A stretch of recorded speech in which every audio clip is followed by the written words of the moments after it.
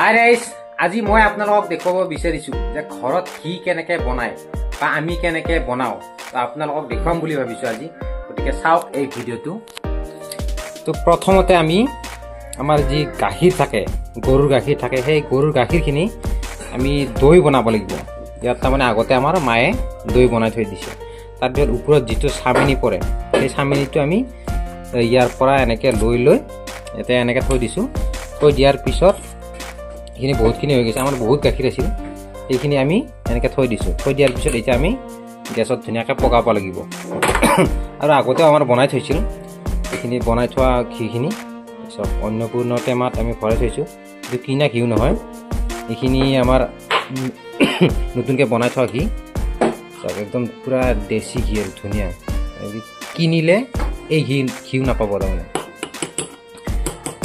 গতিকে এতিয়া মই আপোনালোকক দেখুৱাব বিচাৰিছোঁ এই যিখিনি চামনি পৰিল, এই চামনিখিনি এতিয়া আমি গৰম কৰিব লাগিব। গৰম কৰাৰ পিছত এইখিনি ঘিলৈ পৰিৱৰ্তন হ'ব। গতিকে এতিয়া মই গেছটো জ্বলাই দিওঁ, এয়া জুই দিলোঁ। অকণমান টাইম লাগে, টাইম মানে মোটামুটি আধা ঘণ্টামান লাগি যাব, তেতিয়াহে ঘিউ যিখিনি হ'ব আৰু সেইখিনি ভাল হ'ব। গতিকে আপোনালোকক দেখুৱাই আছোঁ, এইখিনি প্ৰথমতে পগাব লাগিব। পগোৱাৰ লগে লগে ধুনীয়া এটা ঘিউ উৎপন্ন হ'ব ইয়াতে। গতিকে এইখিনি চাই থাকক। আৰু এতিয়া আমি যিখিনি গাখীৰৰ চামনি আছিল, সেই চামনিখিনি উতলাই আছোঁ। উতলাত বহুত টাইম লাগে, মোটামুটি 10 মিনিটমান হ'ল, আধা হৈছে আৰু এয়া দেখা পাইছে।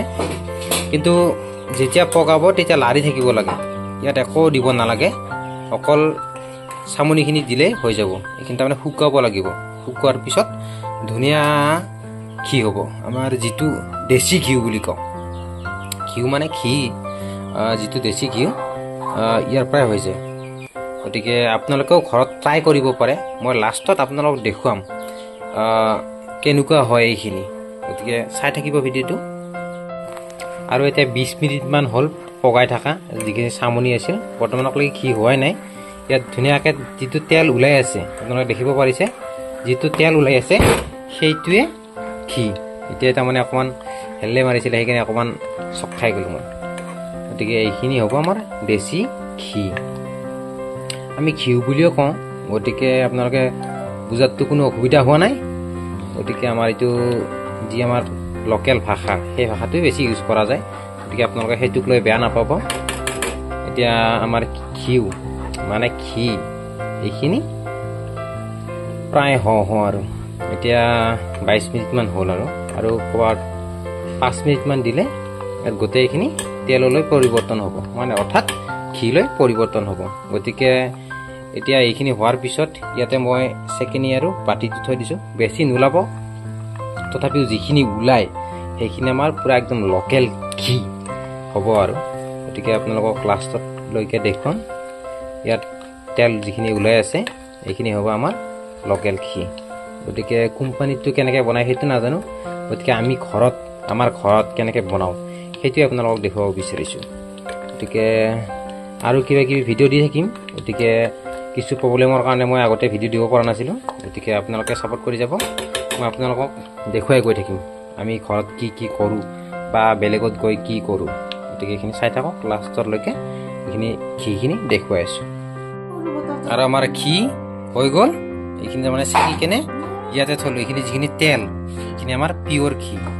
গতিকে এইখিনিয়ে আৰু আপোনালোকে কৰি চাব পাৰে, এয়া দেশী ঘি। আৰু ঘিখিনি ঠাণ্ডা হোৱাৰ পিছত, মানে বেছি ঠাণ্ডা হ'ব দিব নালাগে, নোহোৱাতে ইয়াতে আমাৰ ঘিৰ আগৰ টেমা এটা আছিল, ইয়াতে এতিয়া ভৰাই থৈ দিম। ইয়াতে ভৰাই থ'লে এইখিনি আৰু গটা লাগি যাব ধুনীয়া। এতিয়া ইয়াতে নধৰিব কিজানি। ইয়াতে আমাৰ 70 টকা 80 টকাৰ 70 টকা 80 টকা ইয়াতে লয়। কিমান বা আছিল, 80 টকা নে কি হৈছে, 82 টকা। আৰু বাকীখিনি ইয়াতে, ৰোৱাখিনি ইয়াতে থৈ দিম আৰু। গতিকে আপোনালোকেও এনেকৈ বনাব পাৰে। আজিৰ ভিডিঅ'টোত এইখিনিয়ে আছিল আৰু দেশী ঘি।